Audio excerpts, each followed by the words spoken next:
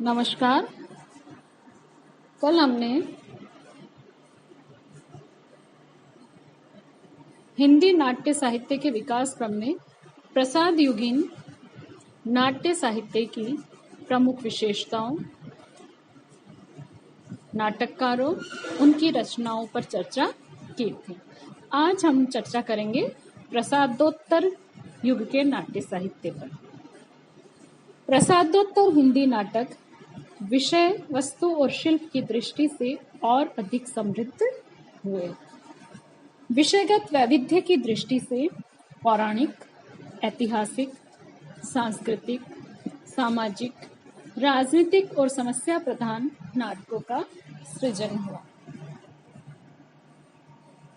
इस युग के पौराणिक नाटकों में उदय शंकर भट्ट का अम्बा, सेठ गोविंद दास का कर्तव्य, चतुरसेन शास्त्री का मेघनाथ, पृथ्वीनाथ शर्मा का उर्मिला, राम वृक्ष बेनीपुरी का सीता की माँ, पांडे बेचन शर्मा उग्र का गंगा का बेटा, गोविंद दास का कर्ण, गोविंद वल्लभ पंत का ययाति, लक्ष्मी नारायण मिश्र का नारद की वीणा और चक्रव्यूह, रांगे राघव का स्वर्ग का यात्री आदि प्रमुख है।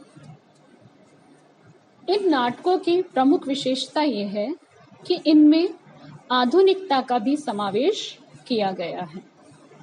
उदाहरण के लिए हम अम्बा नाटक को लें तो अम्बा का कथानक पौराणिक होते हुए भी इसमें आधुनिक नारी की समस्या को प्रस्तुत किया गया है।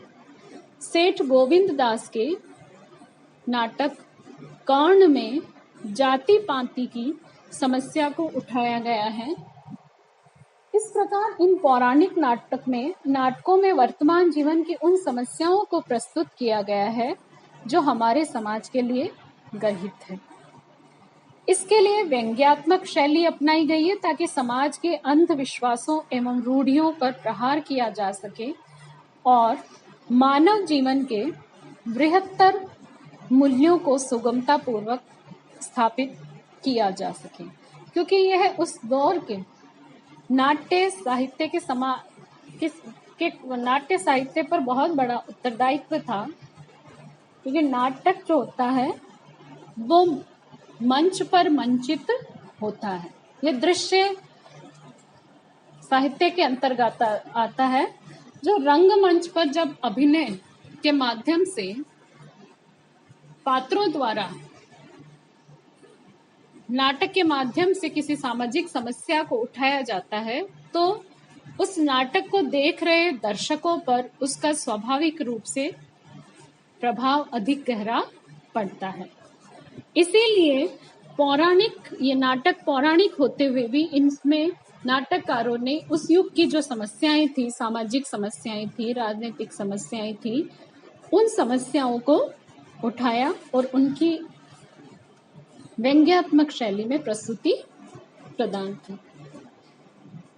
इस युग में ऐतिहासिक नाटकों की परंपरा का पर्याप्त विकास हुआ। मुस्लिम, राजपूत और मराठा कालीन ऐतिहासिक घटनाओं को आधार बनाकर अनेक नाटक लिखे गए। इनमें भारत के वीरों के पराक्रम, साहस और देशभक्ति का गौरवगान तथा आंतरिक कलह और संकीर्ण मानसिकता के दुष्परिणामों का वर्णन हुआ। क्योंकि देश के खंड खंड विभक्त होने और उसमें जो आक्रांताओं के सफल होने का जो सबसे बड़ा कारण था वह था हमारे एकता की कमी और आपस में ही युद्ध में उलझे रहने के कारण तत्कालीन शासक आक्रांताओं से एकजुट होकर के सामना नहीं कर पाए। तो इन सारी चीजों को इन्होंने ऐतिहासिक संदर्भों में देख करके, समझ करके और फिर नाटकों के माध्यम से अभिव्यक्ति प्रदान की। इनमें भारत के वीरों के पराक्रम, साहस और देशभक्ति का गौरवगान तथा आंतरिक कलह और संकीर्ण मानसिकता के दुष्परिणामों का वर्णन है। हरिकृष्ण प्रेमी के नाटकों में प्रतिरोध, स्वप्नभंग, आहुति और उद्धार आदि महत्वपूर्ण है। वृंदावन लाल वर्मा के कश्मीर का कांटा, झांसी की रानी, पूर्व की ओर, गोविंद वल्लभ पंत का राजमुकुट, अंतःपुर का छिद्र, चंद्रगुप्त विद्यालंकार कृत, अशोक, रेवा, उदय शंकर भट्ट का दाहर, शक विजय, लक्ष्मी नारायण मिश्र कृत गरुड़ ध्वज, वत्सराज, चतुर सेन शास्त्री का छत्रसाल आदि प्रसिद्ध नाटक साहित्य की धरोहर हैं। इनके कथानक इतिहास पर आधारित है, लेकिन सांस्कृतिक पुनरुत्थान की चेतना सभी में मौजूद है। इस युग के ऐतिहासिक नाटक राष्ट्रीय चेतना को उद्बुद्ध करने तथा सामाजिक समस्याओं पर नई दृष्टि से विचार करके समाधान प्रस्तुत करने के उद्देश्य से लिखे गए हैं।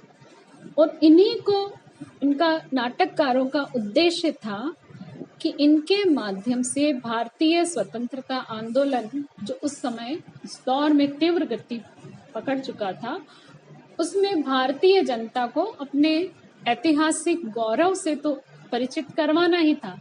सबसे बड़ा लक्ष्य था कि भारतीय जनता का जो सोया हुआ स्वाभिमान है, आत्मगौरव है, उसको जगाना, और जो कमियां हम पूर्व में हो चुकी है, उन कवियों की पुनरावृत्ति ना हो, उनसे हम सबक लें, ये भी इनका एक बड़ा उद्देश्य था।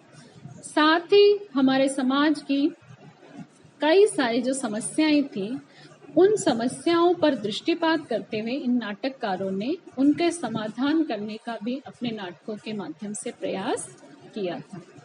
पाश्चात्य नाटककारों, मुख्यतः इब्सन और बर्नार्ड शॉ की यथार्थवादी चेतना से प्रभावित होकर हिंदी नाटककारों ने समस्या नाटकों की ओर अपना ध्यान केंद्रित किया।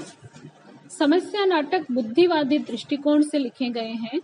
आज का बुद्धिवादी नाटककार यह मानकर चलता है कि कपोल कल्पना, कृत्रिमता, आडंबर, पाखंड और खोखले आदर्शवाद से आधुनिक शिक्षित समुदाय के मानसिक, आध्यात्मिक और नैसर्गिक तृष्णा की शांति कदापि नहीं हो सकती, चाहे इन प्रवृत्तियों को प्रश्रय देने वाले नाटक कितने ही सुंदर और मनोरंजक क्यों न हो।